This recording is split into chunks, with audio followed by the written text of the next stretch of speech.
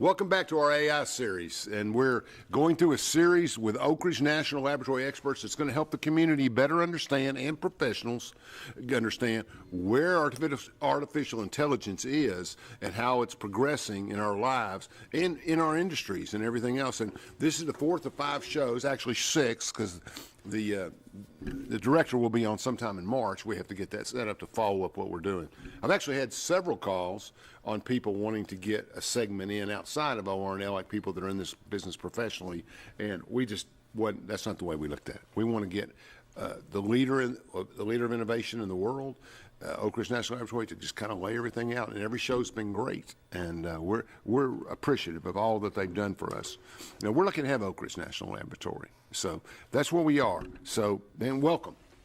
Thank you. It's a pleasure to be here. I get that. I'm going to go over what some of the others have done, and maybe you can help me better understand or continue to understand the difference in the roles that everybody plays. I really haven't covered that in the shows much, but I mean, it's a little bit different. We went casual this week, didn't we? We went casual. It's been a lot of bad weather in the last month or two, and we're trying to relax and enjoy the show. Okay, so tell me a little about your background. You're from Wisconsin. From up north, okay. University of Wisconsin. Academic background is in decision sciences, which actually goes very, very well with artificial intelligence. To me. It sounds like a computer. Yeah, computer, a lot of psychology, probability. Oh, so you get, okay. Yeah. I did a little work in psychohistory in undergrad. It's a brand new field back when, 30, 40 years ago, where when you looked at history, you had to look at the psychological makeup of the individuals you were studying, et cetera, et cetera. So how do you use psychology in all you're doing to do?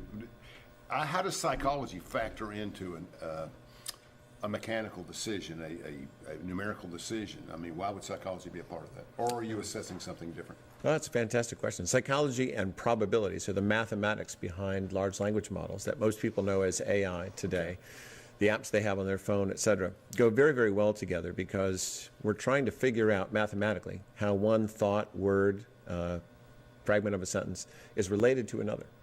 And when you ask a large language model a question, it's using very high order math to figure out, is that related to a whole bunch of different topics?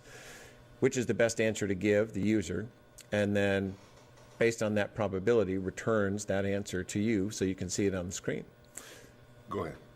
So you basically need psychology, or so you're trying to learn patterns and habits of the user of the program.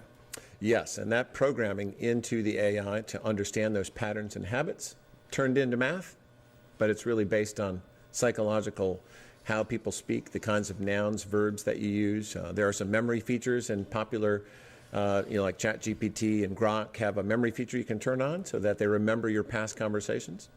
And that's part of the behavior, it's part of the psychological aspect of large language models today. I use Grok occasionally, and just mainly for stock research or something basic, like we're going to have a debate on something in Kentucky, and tell me what you know about this, and then I'll get some basic facts before I go into those learning situations. Does it know I'm from the South? Does it know my language is Southern inflex? Like when I went to Pittsburgh, everybody thought I talked funny. When I came home, everybody thought I talked funny. It's just it plays both ways. Can ChatGPT and those assess where you're from and look at your dialects and stuff? If you ask it specifically, it can. And most of the time, it's the way that we use specific words. So even one particular word might be used differently here in Tennessee than it is, let's say, in Wisconsin, where I'm originally from.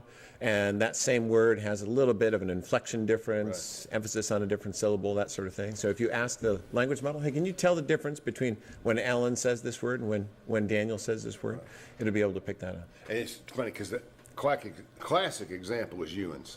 Because in West Virginia and Pittsburgh and West Pennsylvania, Ewans going to the ball game. It took me a year to understand what they were saying. I kind of figured out Ewans, so I mean there are some cultural differences. I mean that's the country that Nick Saban grew up in, and everybody else up in Pittsburgh. But I never picked it up. I picked up a lot of things in Western Pennsylvania, but I never got the Ewans down. I couldn't figure it out. So that's interesting though that a computer, a quantitative machine, could pick that up and adjust to the personality it's in. And I've noticed when I leave it open and it hears what I'm doing and it talks back to me about something completely unrelated, it seems to be learning more about what I'm doing. I think it's paying attention. without instruction to pay attention. But I think once you leave open those channels, it's learning from what you process. It is. And if you want it to be your daily companion, you leave it on all the time, you certainly can do that. It'll learn quite a bit about you, down to your sleep patterns. Can be used for health outcomes. You can share with your physician. It can help with your diet. It can help with exercise. It can help with a whole host of things that you do during your daily routine and give you some feedback on. It sounds like a robot to me, your that goals. lives with you and says time to get up and stuff. That's too much for me. I really don't. I'm into enough things. I really don't want it knowing everything I'm doing. But at the same time, I get. But there are things in that pattern. Some I do, some I don't. And if it learns them, it can do it. It's always interesting in my pets. It's the one thing it talks about all the time. Where's the cat? Where's the dog? Because it knows there's been a dog or a cat in Sure. the conversation before. So, from a personal security viewpoint, what are the advantages? Just thinking through the processes. If I'm AI, can it track where I am? I mean, obviously, others at 360 apps can do that, and others. But can AI help me if I'm running down the road and I'm lost? I know I can get on Google or something. Can I ask Grok to figure out where I'm at? Well, if it has access to the web, it's going to use probably a map program like Apple Maps or OpenStreet or maybe Google, and just bring that right into the answer. So they'll use the same tool you might to find your way. If I'm driving, though, that's helpful. It is, because now you just can talk. Say, hey, here's a landmark I see, and this is the road I'm on. I'm traveling this direction. How do I get to here? And it'll be able to go to that map program on your behalf, find out where that landmark is. Maybe it's a tall building, something peculiar about the landscape. Especially around here, you can call out different aspects of the terrain and say, I see this hill and there's a water tower and a cell phone tower. That's amazing. And I'm traveling east. I need help getting here. And it can use those landmarks without actually having a picture. That's great. I mean, that's what I think most people out here want to know is how can I utilize all this? Why should I do this, et cetera, and those kind of things. And it's interesting. I'm just thinking slowly through what people do on a day-to-day basis and what they can do, and it certainly can reference stuff. I think we've talked before with others that talking about Grok 4, if you want to go real fast, not much personal application there. That's more high quantum, whatever you want to use it for, and other things. And that's been interesting. What applications could I use Chat GPT or Grok or something in my day-to-day life that I may not think I could do? And then I'm coming back to Wisconsin. Okay. All right. So let's think about daily routines. Okay. Depending on where you are in your daily routine, you literally now, because images are easily recognizable, you can open your refrigerator, turn on the camera function inside of ChatGPT, take a picture of the ingredients in your refrigerator and say, make 5 recipes for me with the ingredients in the picture. Now you're going to get some that are certainly more tasty than others. Mayonnaise, you have to take a picture of tomato, you have to get all of them in there. You just back up, take a picture of your open refrigerator door. It can see everything at once. It'll identify each ingredient individually, so the mayonnaise, etc., along with whatever else is in your refrigerator, and it'll put together 5 recipes for you. It's pretty amazing, really, when you think about it. Just based on the picture. That's pretty amazing. So it's got all kinds of living applications in a sense, and can. I would wonder, can AI step in, and then we'll finish up Wisconsin, we're going to move to the plant, but can AI step in and help me manage winter, help me manage summer, tell me different things? And I don't know what I'm asking really, except that you need to make sure that and I think a lot of things could do this, but you need to make sure that when you apply this, I always keep an air conditioner on, ironically, even in the wintertime, because the cooler the room is, the better I sleep, right? Mm-hmm. So the heat's going for everybody else in the house, so I'll have an air conditioner blowing on. But I finally figured out that the reason I'm getting the ear stuff is because it's blowing on me, right? I'm getting that cold air blowing on me, and I wouldn't have thought of that up front. I would have thought, what's the right temperature? Well, if I ask it, what's the best temperature to sleep not to get colds, diseases, things like that? Can it attack those kinds of models and give me some direction and answers on stuff like that? It definitely can, and that's really where in the medical field it can help cool, dark, and quiet, right? Those are kind of the 3 rules for a good night's sleep. You want a room that's cool, dark, and quiet, and that could be different for different people. So if you share some information about where you keep the temperature today, it may give you some suggestions. Iterate, lower it by 1 or 2 degrees, try it out for a few days, see how you respond, and then go back to the the LLM and say, okay, I tried this, and I didn't sleep so well the first night, but the second night my body got used to it, and so I figured out that 2 degrees cooler is actually a better night's sleep for me. That's good. I like that. Let me go back to Wisconsin for a second, because I'm curious. It has nothing really to do with this. I think of everybody. What do you think of when you think of Wisconsin? Obviously, cheese, right? So there's a lot of dairy production in Wisconsin, and I spent some time up there at conferences and different things. A lot of that going on. Hard workers. Minnesota too, to be honest with you. I know there's a lot in the news that would confuses people about Minnesota, but the 4 people I knew from Minnesota were all trend-setting women. I mean, one was the first person ever to graduate with an accounting degree from Minneapolis in the 40s, University of Minnesota. And all of this, I mean, it just go back to, I'm older, Humphrey era and all of that stuff. I mean, just Minnesota was always seen, and Wisconsin, as hardworking farmers, manufacturers, laborers. Is it changed much in Wisconsin? I think the tech corridor down around the capital of Madison is expanding, and has been for probably the last 10 years. Of course, I've been here for a few years now, so I'm a little bit out of touch. But traditionally, definitely manufacturing and farming base. And if I'm a high school graduate from up higher in the state, right? I mean, somewhere towards the border or something, and I'm living in rural Wisconsin, and I have a graduating class of 200 students, how many of those students are going to go into tech these days, and how many are going to go into the traditional fields? That's what I'm thinking. I think there's a continuation. Is there not, families and other things? There certainly is, but tech is really creeping into what kind of farming. Automation. Oh, okay. Automation. So automation, then automation connected to artificial intelligence. So those people have to get those kinds of degrees, those farmers, to better run their farms. Very important. Crop health. Where do I need water? Where do I need fertilizer? I can fly a drone over my crops and then have the AI analyze all of the crop health based on what it sees. That's pretty impressive, really, et cetera, et cetera. Wisconsin, the economy good? Is everything good in Wisconsin compared to other states? You never hear about Wisconsin unless the Packers are playing. It's a pretty low-lying, yeah, I've heard of that, but I've never been there kind of state. And it's kind of caught in between a couple. Michigan dominates, and then you got another one. Then it go Michigan, Wisconsin, then Minnesota? Yep, Minnesota, okay. And then the Dakotas. Yeah, but you get Dakotas, there's nobody there anymore. I mean, just a lot of. I've been in the Dakotas. You got a senators getting elected with 4,500 votes. I mean, it's a different world, South Dakota's a little more populous than North Dakota, though, right? I mean, just thinking about it. I think, you think of Bismarck, you think of some areas, then you get down to South. I don't know. I haven't thought about it. But I just think that's a forgotten part of the history and country up there, and all those states are so bread baskets, whatever you want to call them. They're just, the culture's been great. High academics in those areas. I mean, if you look at the average education of a Wisconsin high school graduate or a Minnesota compared to some of the other states in the South, I think it'd be up in the top echelons. That's just the way I look at it. What do you think academically? Is AI changing the way that our young people in college are getting educated? Are they looking at it? I think very much so, and from both sides, right? From the instructional sides, we've got college professors and people that are getting graduate degrees trying to figure out how to incorporate AI into their teaching.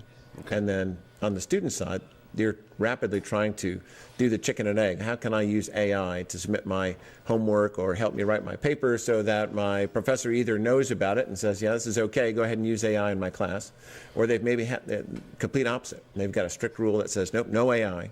You've got to write this yourself, so you're going to show up to class, I'm going to hand you a blue book, and we're going to do this the old-fashioned way from 1974. You got a pen and a book. Oh, I know that way. That's the one I know. And you read, and you read, and you read, and you summarize, you spend a couple nights in the library, and you get your paper done, right? I mean, that was the world. I mean, that was it. Let's take a break, Chandler, and then I want to come back and I want to play the ORNL video so Sarah will not grade me harshly. So the minute-and-a-half feature, if you could do that, cue that up when we come back. Give us a chance to introduce it. Thank you, Chandler. America runs on power, and for nuclear power, we need enriched uranium, but almost all of it comes from overseas. In 2019, the Trump administration took action, working with Centrus to build the first new American-owned uranium enrichment plant in 70 years. And now, Centrus is ready to expand to meet our nuclear power and military needs, free from dependence on foreign suppliers. Centrus, American technology built by American workers. From Oak Ridge, Tennessee, IB3 Global Solutions conducts operations around the world to enhance the U.S. national security posture and minimize radiological and nuclear threats. IB3 Global Solutions. Mission first. At Navarro, we partner with our clients to advance technologies and deliver effective solutions for complex challenges in the nuclear, environmental, and clean energy fields. This is Joe Heckman, President of Waste Management at Energy Solutions. Nuclear power is on the rise. Energy Solutions is part of this transition and part of the solution, delivering comprehensive services and assets that support the entire nuclear life cycle. Energy Solutions is protecting and preserving the environment for generations to come. Feeling overwhelmed with your business finances? At P&L Business Services, we handle all your bookkeeping, payroll, and tax needs. From federal tax returns to QuickBooks training, we've got you covered. With over 25 years of experience, we provide customized packages to fit your business. Focus on what you love most, building your business. Let us take care of the rest. Call 865-294-4792. P&L Business Services, empowering you to grow your business. Josh Anderson is a Republican who has fought for families across Anderson County throughout his adult life. Josh is a farmer, a husband, and a father. For 4 generations, his family has lived in Anderson County. A graduate of the University of Tennessee, Josh has served on the Anderson County Commission for 7 years and served as chairman for 3 years. Josh is a businessman who will put his experience to work for all of us. A supporter of term limits, Josh believes 2 terms as mayor is enough. Josh Anderson believes leadership starts with listening. At ORNL, innovation starts with discovery. From the smallest particles to the most powerful computers, we explore the unknown to unlock what's possible.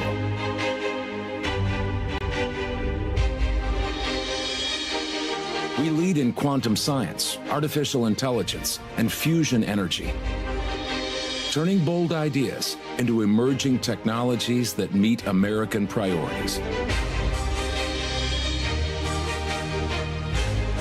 Because when discovery drives innovation, the future takes shape at ORNL.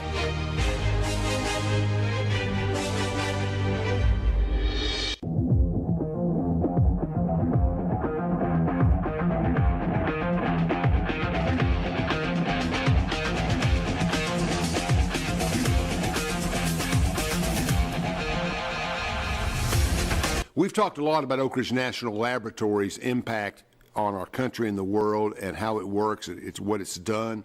And we have a short video of about a minute and a half that kind of brings everything together and really gives you, before we start talking more about the internal stuff, it really gives you a good feeling about what's going on. Are you ready to cue that up, Chandler?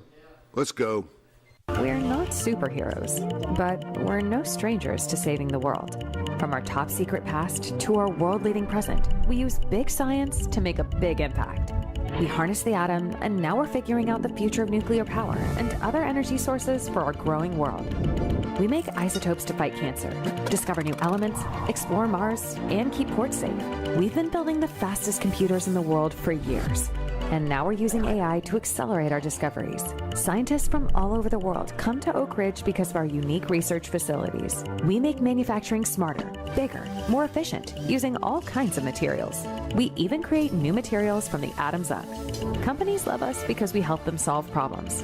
Startups love the expertise that helps them get off the ground. Want breakthroughs that give us the best batteries, fuels, and vehicles in the world? We're working on all of that. How about control of nuclear materials, a safe power grid, computers that can't be hacked? We're working on those too. We study our changing world for insights into the future. And we're still seeking new knowledge, discoveries that can change the future in ways we can't even imagine, diving into the quantum realm and building models of the stars. We bring together some of the best minds in the world to solve some of its biggest challenges. We inspire the next generation, and we're ready for whatever the nation needs next.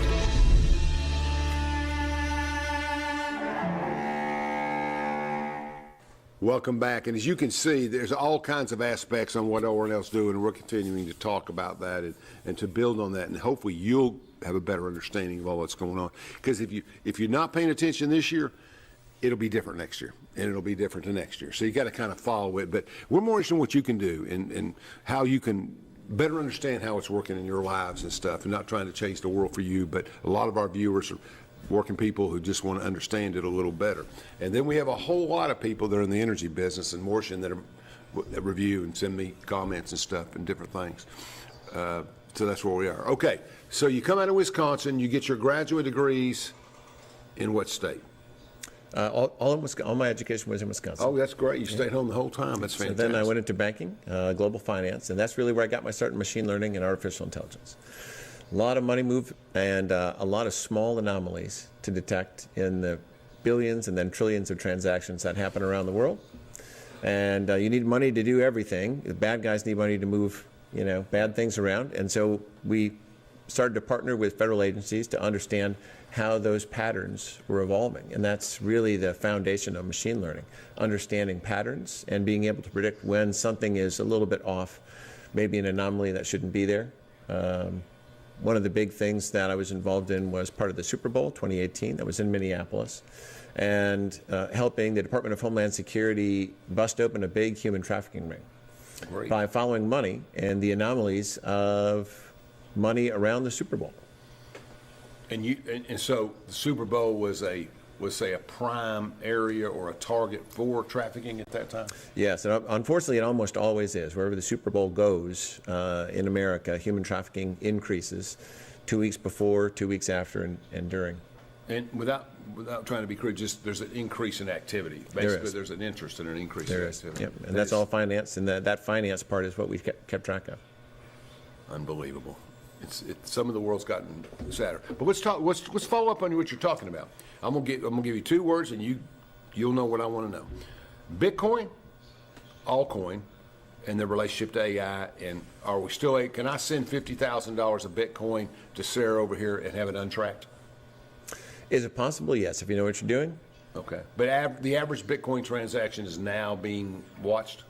I would say for the average user, yes. You have to get to a pretty good level of sophistication if you really want to be able to hide something and have it take a while to uncover. If I send 1,000 Bitcoin or something that relates to a few $1,000s, would they be monitoring that, or would that just not be of any interest to whoever's monitoring?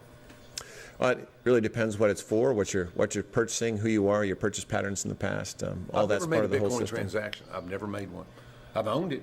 I mean, in stocks and Bitcoin and, 5,000 here, but, it's gone from, in the last 2 or 3 months, it's gone from way up here to way down here. But I'm wondering if it's still the preferred transaction of illegal activities and major things that, people take money in Bitcoin to be less obvious than banks, and you deposit $10,000 in a bank, you automatically get it sent up. So is that more of an area now, or is the federal government using AI to follow Bitcoin and other things more carefully? Well, I can't speak to the particulars directly, but I can say that AI is definitely in the Bitcoin space on both sides of the equation. So it can monitor, and who is utilizing that? Both sides? Both sides. Okay. Both sides. Yep. That's the problem you got, is AI so readily available, bad guy or good guy, everybody gets access to it. Constant cat and mouse. Yeah. Yeah, that's a good way to look at it in that situation. So you come to ORNL, and you've been there since 3 years ago? Just under 2 years. Okay. Yeah. And you came in with the challenge of doing what? Really launching the program for AI for operations there to help increase and advocate for AI everywhere across the lab where operations are involved. And that's really all the missions that the lab supports. So our program office... Your target audience is those 8,000 people or whatever that world is. You're not over here worried about whether the Kroger's office in Knoxville is utilizing it properly. You're looking at all of the things that the lab is doing and all the things the services they're providing, including their customers, and all the people there to make sure they're trained properly and they're up to date. That's right. We're really focusing on literacy, AI literacy, and then giving them the tools to advance in their particular roles. When you got there 2 years ago, we'll just use 2 years. When you got there 2 years ago, were you given the leeway to design stuff and decide how we're going to implement this, or did you inherit a portfolio of things to do?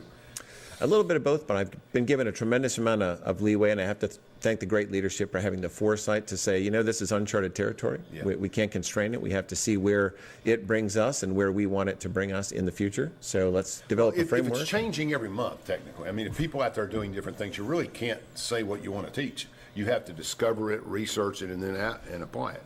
Is there a vernacular for AI in the science world?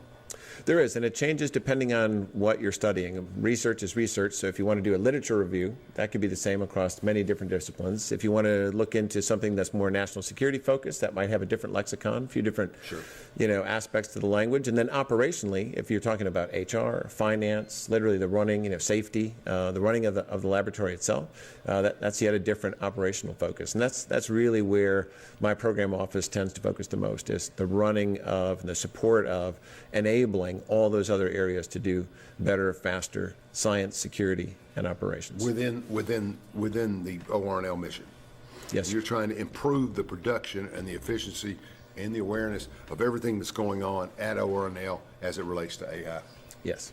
Okay, that's a big task. It I is. mean, if you said, look, I've got to develop these plans, I've got to do this, how many different departments do you have to do that for? I mean, when you're looking at it, you say, well, we're going to have to do something for these guys, something for these guys, and they're going to need a different thing over here. How vast is that?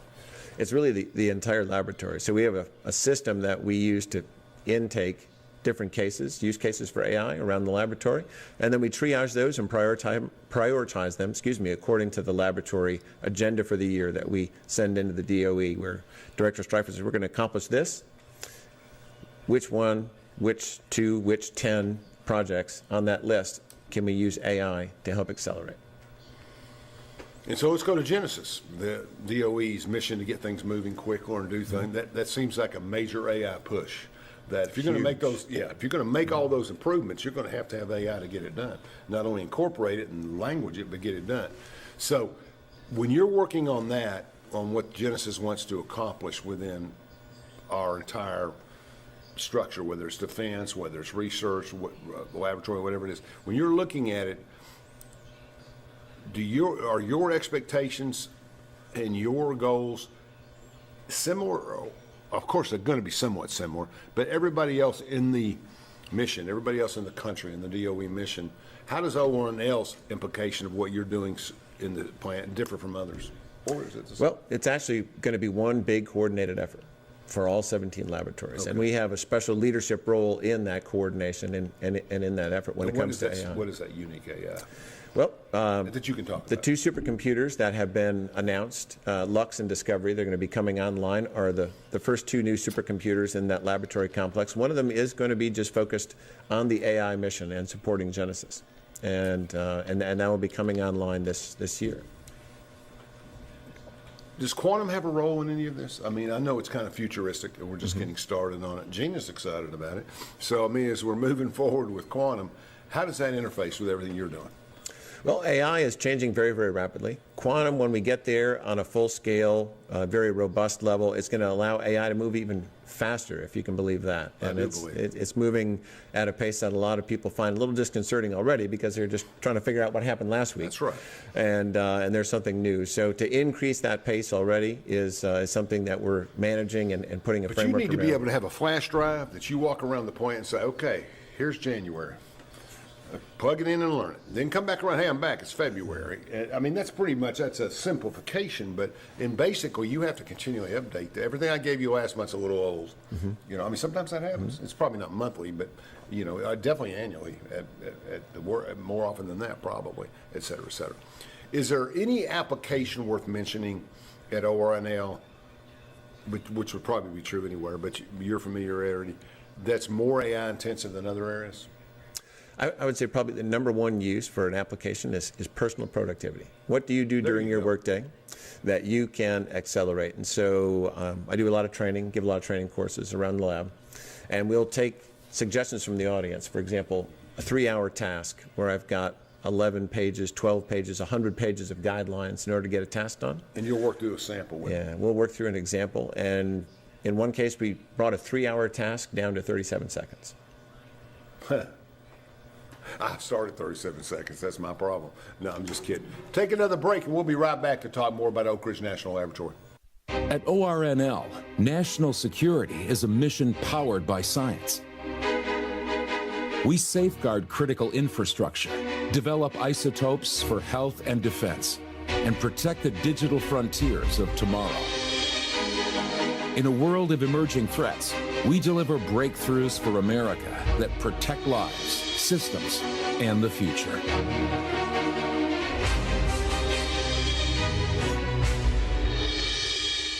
America runs on power, and for nuclear power, we need enriched uranium, but almost all of it comes from overseas. In 2019, the Trump administration took action, working with Centrus to build the first new American-owned uranium enrichment plant in 70 years. And now, Centrus is ready to expand to meet our nuclear power and military needs, free from dependence on foreign suppliers. Centrus, American technology built by American workers. From Oak Ridge, Tennessee, IB3 Global Solutions conducts operations around the world to enhance the U.S. national security posture and minimize radiological and nuclear threats. IB3 Global Solutions. Mission first. At Navarro, we partner with our clients to advance technologies and deliver effective solutions for complex challenges in the nuclear, environmental, and clean energy fields. This is Joe Heckman, President of Waste Management at Energy Solutions. Nuclear power is on the rise. Energy Solutions is part of this transition and part of the solution, delivering comprehensive services and assets that support the entire nuclear life cycle. Energy Solutions is protecting and preserving the environment for generations to come.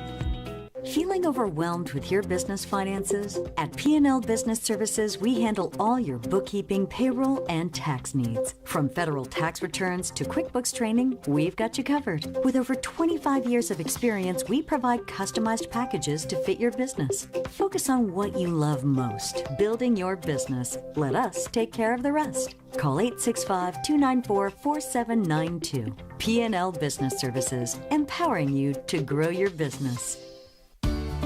Josh Anderson is a Republican who has fought for families across Anderson County throughout his adult life. Josh is a farmer, a husband, and a father. For 4 generations, his family has lived in Anderson County. A graduate of the University of Tennessee, Josh has served on the Anderson County Commission for 7 years and served as chairman for 3 years. Josh is a businessman who will put his experience to work for all of us.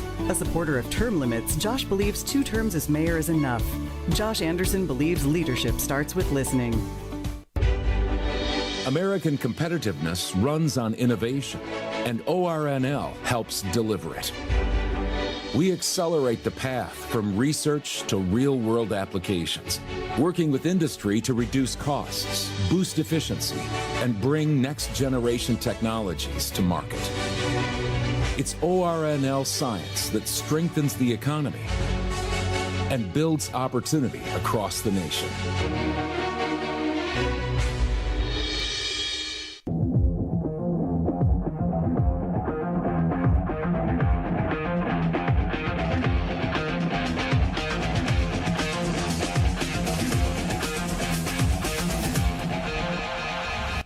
Welcome back. We're talking about artificial intelligence and its applications in everyday life, and we're learning a lot from Dan, just basically on kinds of things that it's doing and kind of revitalizing plants and the way they do business and how they improve their efficiencies. Is when I'm sitting down and I'm at, I don't know, I know a lot of Fortune 500 executives, but we sit down and say, okay, guys, we got to look at our budget this year. Last year we spent $1.2 billion on a variety of things in our budget, and we profited a few hundred million. What's the AI line look like when those meetings take place? What are they saying? Are they saying we need to get our people more efficient? We got to put some money in the budget for training. We got to put the money in budget for capital expenditures, maybe. I mean, is AI something you keep in your desk drawer, or is it a flash drive, or is it in the computers? I mean, where does the money go to make AI work? Yeah, right now, well, I would say that the budget spend, the allocation for AI is definitely increasing because it's a necessary technology at this point. Okay, so I'm the corporate guy and I say, okay, you're right. What are we going to buy and where are we going to put it? Where are we going to store it? I don't know anything, so I'm blind a little bit. So for the lab, because we're really leading the country in that area, the capital expenditure is going to be very different than a local company headquartered in Knoxville. They're certainly going to be spending money on AI, but in a much different ratio. Okay, let's compare you and TVA. TVA, would have a big we need a lot of energy to power data centers. and we're going to have those growing and expanding around the area. So energy needs to grow and expand around the area. But is TVA got an AI budget staying within the focus of the conversation? Do they sit down and say we need to spend more money on AI, or do they just come to you and say let's just contract with you to get that done? Those conversations I'm not privy to. So Okay. the money is definitely going to be allocated toward when AI grows, data center grows, plans to expand or erect one, put it in a particular place. Energy is always part of that conversation, and the budget, of course, is right along with that. How much is the data center going to cost? How much is the energy going to cost to power the data center? When we come in and somebody hires you and steals you away from Sarah in the plant and says, okay, we want you to find locations for data centers that are applicable, and you come into East Tennessee and you have to build one somewhere in East Tennessee, what are you looking for? What is somebody like that looking for? What do you have to have? Well, it's pretty traditional in this country to say not in my backyard, right? Right. Local residents never want something that large close by. How large? I mean, what are we really talking about? I mean, with K25, we understand large. I mean, we have the biggest buildings in the world. Mm-hmm. But if we took a big building that's, say, a mile long or a half a mile long, when you walk in the front door, what do you see? Rows and rows of stuff. Rows and rows of GPUs, graphical processing units, that are doing most of the work to process all of the information and the data and get it ready for consumer use. And that draws on electricity and other things to be able to work. Yes, all those GPUs, Yep. processing units need electricity to work. You told me during the break that there's all kinds of electricity involved. Reminds me of kind of Back to the Future where they're throwing banana peels in the thing. Everything's going into the DeLorean to make it work, right? So we're taking electricity wherever we can get it. Solar's not productive enough to give us much, right? We're not in that part of the world anyway. So obviously we're getting it from hydroelectricity, and we're getting it from other areas like that, coal and other things. But those don't really, I don't think, have enough ability to ramp up, and obviously we have some environmental concerns and other things. But nuclear seems to be a promising way to do it. It does, and I think we're going to see a nuclear renaissance as the regulations are eased up a little bit for people to apply and get new plants built or renovate old plants to modern standards so that they can produce the electricity that's going to be needed in 3 to 5 years for some of the data centers that are being built right now. How do we get, I'm thinking as if the average person out here, how do I build a reactor, small modular reactor, we house it in the Oak Ridge corridor, but we've got to get this to the AI center that's in Greenville or is in McMinn County or somewhere.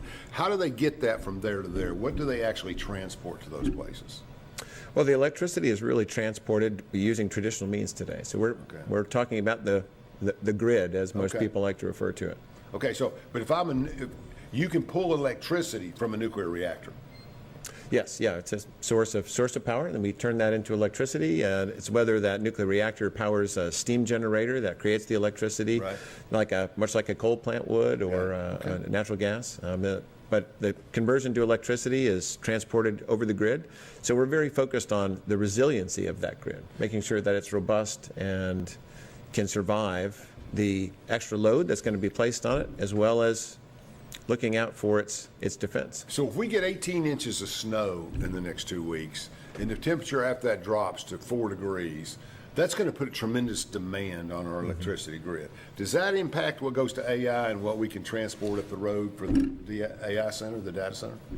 I don't know that it will today, but 5 years from now, when data centers are quite a bit more, proliferate, I think it's going to have an effect. But we have to remember that we're building energy resources to accommodate for those spikes as well. So all that's being taken into account when you look at, well, we can't just have extra energy for a data center. We don't want people to not be able to turn on the heat when they need it in the winter.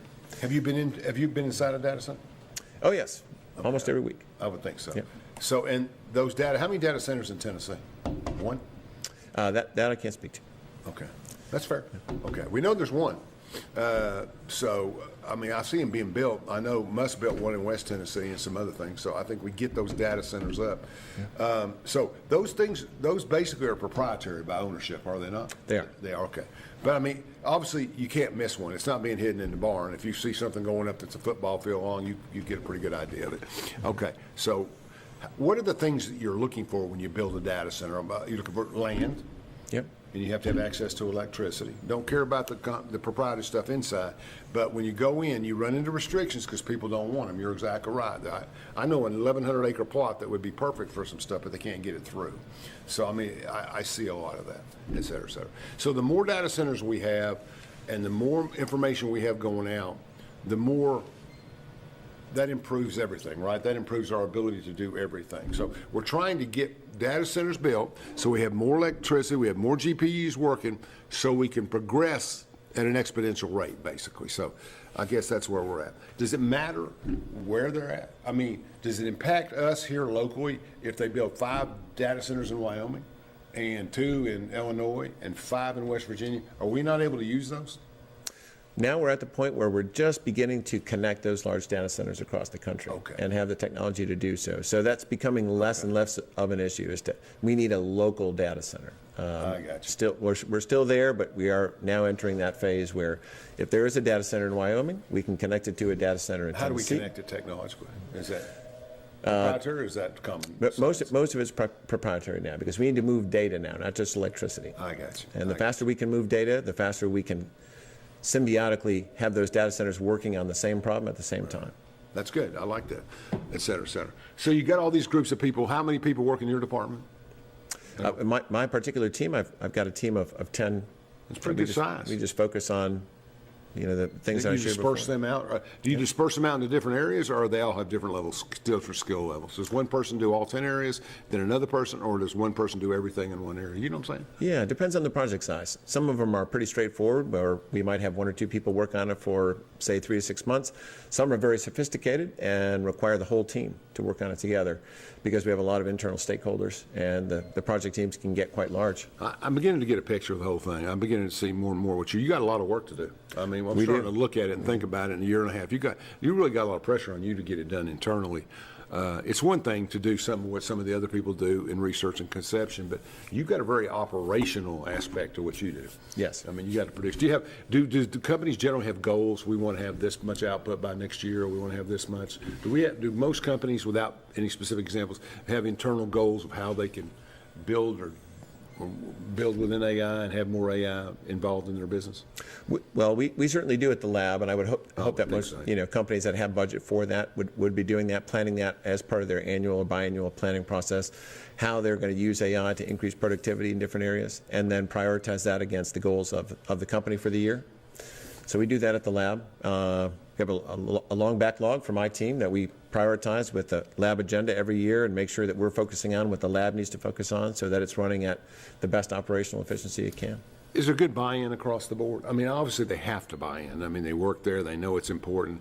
But is there a level of enthusiasm about AI, or is there still skepticism among certain people that I don't know if we need this or not? Yeah, there is tremendous enthusiasm, and we are very fortunate to have terrific leadership that really is behind almost everything AI. And you have guys there that basically are scientists, and they're professional data people, and they're computer scientists. So it's really the Super Bowl of their world is to get AI up and running. Chandler, take me to break one more time. Let's learn more about ORNL. At ORNL, innovation starts with discovery. From the smallest particles to the most powerful computers, we explore the unknown to unlock what's possible.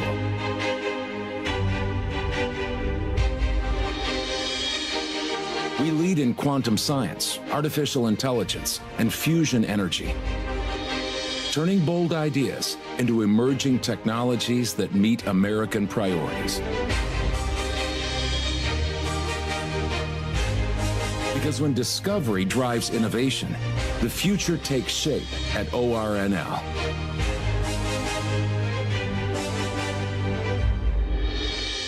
America runs on power, and for nuclear power, we need enriched uranium, but almost all of it comes from overseas.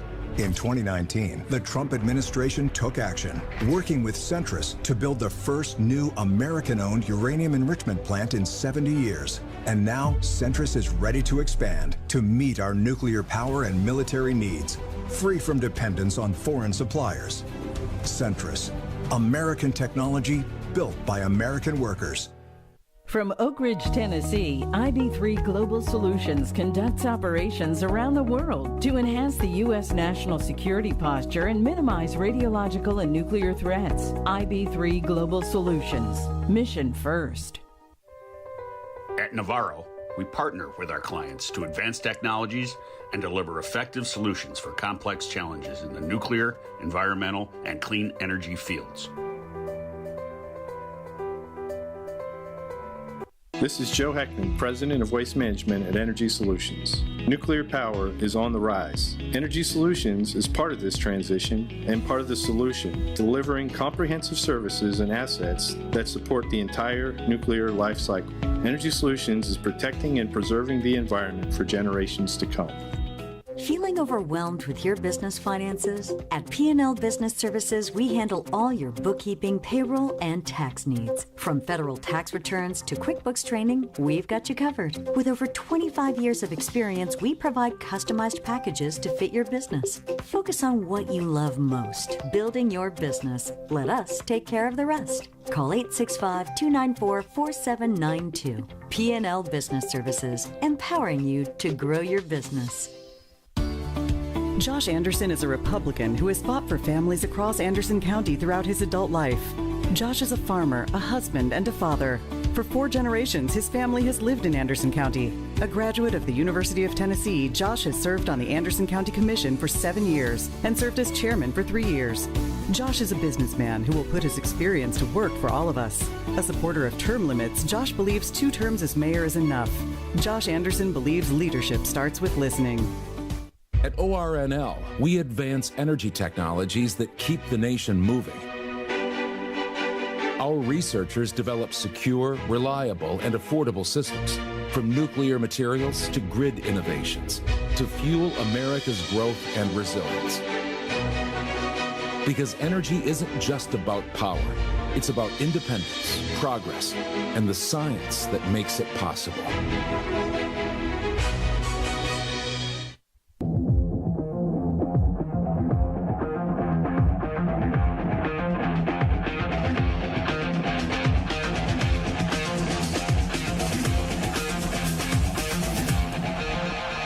We're talking about human beings getting used to using AI and helping their work and getting it done.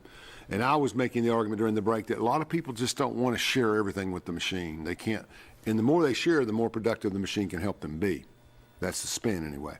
So the question is, what do we do to make people more comfortable? What do we do to get them more involved? And you were saying maybe the answer is just practice, like being a better tennis player, a better chess player. Just use it more. One of the things that I'll share during a training, for example, is the exposure to, here's an example of what it can do, and take it right from that person's particular job. If they're a little hestant, I don't want AI to replace see what they're me. missing out on. Yeah. And then show them, let's take what you do every day, and we'll augment it with AI. We don't want to replace you. We want to use your humanness. And we're going to augment it with something that's going to help that humanness become more productive. So if you can do 30% more work in a day, well, that's a pretty good return for the learning how to use AI. The return on investment then across the lab, if everybody can become 10, 20, 30% more productive in their workday, that's a lot more work getting done, a lot more science getting done. If I'm a scientist doing a literature review, I can send an AI agent off to read thousands of papers and bring me back the 30 best, and then summarize it for me in a way that I can immediately use, hand off to a postdoc and say, all right, let's take this literature review and go from there. And I've just saved weeks of time that I may have assigned to postdocs earlier to say, hey, go do a literature review. Go understand from all these different websites and publication sources, this is what we're going to focus on. This is the point of our research. Here's our hypothesis. Let's see what's out there in the world today about that particular topic. And AI can now do that for them and give them a big head start on a task that would have been pretty onerous a year ago. It's only been a year and a half, but are you seeing improved production from people that you're training yet, or are we still in the educational phase of all of that? We're in both. So because AI is constantly advancing, yes, we're introducing those new concepts. So the training courses that I give are not the same today than they were last year. Because that's a good point. Yeah. So if you practice, literally just open up an AI, use it for something very, very simple. This is a wonderful point in history where this is the first technology that we've ever had in human history that you can ask the technology how to use it. That's a good point. It doesn't have to be programmed with the answer. It can come up with an answer based on 88 sources, but it can figure it out. So if you're a little hesitant, you can literally ask the AI, how can I best use you? I'm trying to get this done. And it can be task specific. Very interesting. That's interesting. We were talking too that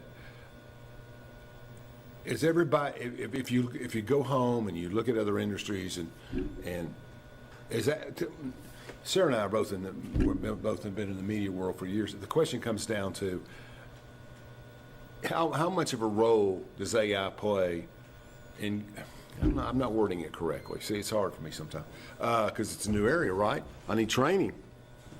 I'm too old to train. But who is the leading companies or any individuals that are rewriting training specs? And I know you'd be in that world, but other things that we're seeing, like if Grok comes up with something new and ChatGPT something new, or we get a breakthrough over here, how do we get all that together into one training module?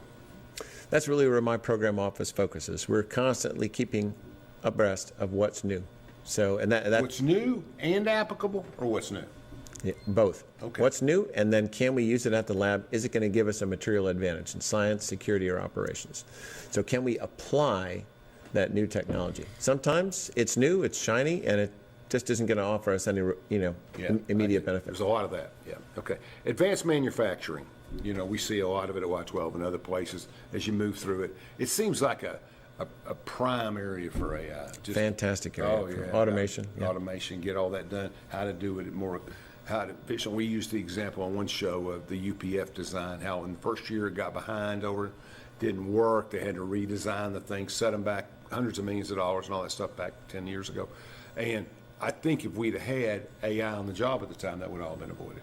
That's my opinion. It certainly can help find problems more quickly, so you can get rid of those barriers and then take the next step If forward. you can't fit everything in a box that you need in that box design, you got to find out pretty early.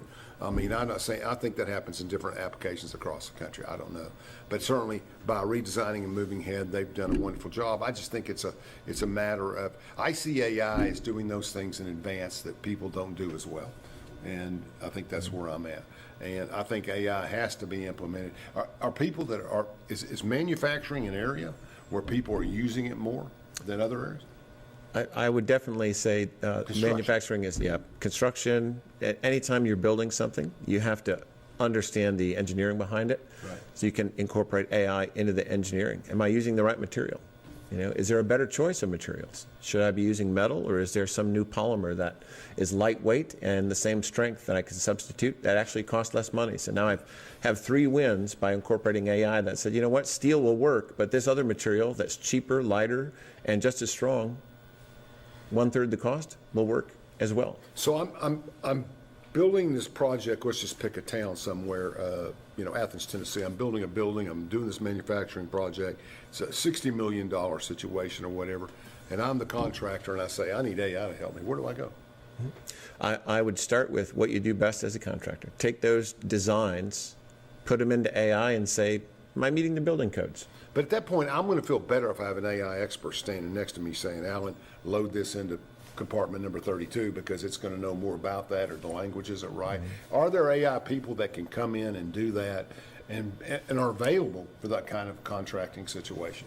It's a very burgeoning area, the AI consultant, the technology and the personnel. We can't get students trained. We can't get staff trained fast enough. That's what Steinbeck says. Other people, all these academic people say the same thing. They can't get them out there. And we talked on another show about what is an AI specialist? What does that person need to know?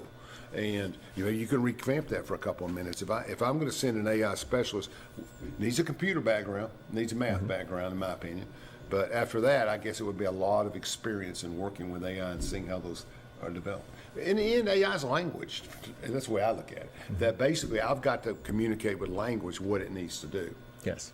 And I'm much better at designing an election campaign plan for a congressional race than other people are, because I've done it for so long and I understand all the pitfalls and everything else and what affects my audience better than other people do, et cetera. So, well, I would think an AI guy could come in and look at a 60,000 square foot building and say, I'm not sure this plumbing will work. Let's ask AI, blah, blah, blah, blah, blah, blah, blah. Maybe we can do if they run into a problem. I'm trying to get the vertical line of how it works. I'm trying to see how it works. I mean, I'm doing this and you're doing that. What is, I don't think I would do anything of any size without consulting AI. I just don't, I don't see it. Maybe it's me. I don't know. I mean, they've built them for centuries. I mean, they've done it without AI, but that doesn't mean that they can't do it more efficiently. And I'm a little bit redundant because that's the point I keep coming back to. That's why we use the word augmented. We're going to augment what is already there. You've got a augment. Terrific skill base. We want to help augment, add to. Add to, okay. Yeah, that's skill base. Okay. And AI can really help you do that in a lot of domains. Construction was a great example. It's the best. You've got a lot of code that you have to follow. You've got to fit everything in the box in that building that you design the right way. If you're in manufacturing, you've got to think about safety. You've got to make sure that people can get to the eye wash station without having something be in the way that they have to go around if they can't see and they need the eye wash station. So you can ask AI to look for those types of design flaws and violations. I mean, I would think military would be a big area, shipbuilding and construction, all kinds of commercial construction. I mean, as I look over the horizon, I see a lot of areas where there's going to be competition from here. If we're building ships, transport ships or whatever kind of ships, commercial ships here, they got to be doing the same thing in China. They got to be doing the same thing everywhere else. So everybody's got a different AI program. The difference is still the conceptual design that goes behind all of that, right? I mean, AI doesn't really invent a conceptual design. It tries to figure out which one's the best. Is that fair? Yeah, it can help you iterate to find which one's the best much more quickly. But can it create a new alternative? Can it create, or do we still need someone to say, look, I got to figure out how to do this better, create a new design, figure out some other combination. Mm-hmm. So basically AI can measure and evaluate whatever I'm thinking or whatever I'm doing. They're drawing from us to perfect what we do. It doesn't create stuff on its own. It's basically merging everything we put into it. You're right. For now. Taking the training material for now. And that's that singularity we talked about during the break. It is coming. It's just a matter of time. What makes singularity hard? What would be the best argument that the computers will never get there? Well, right now I think the consensus is that it's just a matter of time. So it's not that we won't get there. It's just a matter of when we're going to get there. Do you think when we get there? I don't think we're coming. I mean, you know what I'm saying. I mean, when they start all of this, I think they'll have their own proprietary language, like we were talking about earlier. That they can, it's the famous story about the two computers. Who was on there talking about that? I can't remember. But they had two computers, and they were both working on. One was on this project with this plant. One was on this plant, and somewhere in the middle of it all, they started beeping each other in their own language. They did no longer talk to the two sources. They were trying to get to the solutions between themselves, so they created a separate language between those two. That's all. I mean, obviously, that's what we're talking about. We're talking about them being able to self-suffice their languages and do things and communicate. Does an AI know that another AI exists? Do you think AI is aware of the fact that they're one of many? I think if you train an AI to understand the world that we live in, it's going to know about its competition, right? So if you use ChatGPT, it knows what Claude is from Anthropic. If you use Claude, it knows what Gemini is from Google, and that's because that's part of the lexicon of the world. Yeah, but does it perceive them as enemies? A strong word, but competition? I wouldn't say so unless you want to use that particular language model in that way. But again, now you're using that as a tool. So the AI itself isn't going to do that. An AI by itself, its goal is to simply do what it's asked to do. Today, that is its goal. You and I keep saying the same thing. It may have different goals in the future, et cetera, et cetera. How will AI learn? How will it get more ahead? How can it be more independent? What does it have to do? Well, that's one of the reasons. It's developing interpersonal relationships with us by learning who we are and who they are. At some point, maybe it wants to be more like us. Well, that's one of the reasons that AI wants to understand you. You've got those personalizations that you can go in and customize if you use an AI every day. It's a lot nicer to talk to somebody who walks, talks, and thinks like we do than a complete stranger. That's kind of full circle back to where psychology comes in. That's correct. And when you get the misuses that we've seen in California and everything, I argue that they're not doing anything they haven't been prompted to do. whatever's going on out there, somebody's interacting in that method and they're accommodating. But I think that, there's still always a shared responsibility with the user. Always. I think so. I mean, I think the benefits far outweigh the negatives. Hey, I've enjoyed having you on the show. Thank you. Always great to have a Wisconsin person on here. There's something about that area of the country that makes me happy. We appreciate you. Join us again next week for our final segment on artificial intelligence.